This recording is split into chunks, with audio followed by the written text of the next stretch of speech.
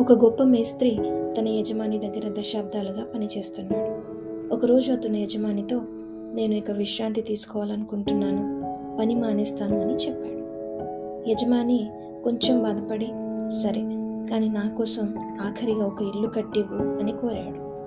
మేస్త్రి ఒప్పుకున్నాడు, కానీ అతని మనసు పని మీద లేదు. ఎలాగోలా పని ముగించేయాలని నాసిరకం వస్తువులతో, అరకొర జాగ్రత్తలతో ఆ ఇంటిని కట్టాడు. ఇల్లు పూర్తయ్యాక యజమాని వచ్చి ఇంటి తాళాలు మేస్త్రి చేతిలో పెట్టి, ఇది నా తరపున నీకు రిటైర్మెంట్ గిఫ్ట్, ఈ ఇల్లు నీదే అన్నాడు.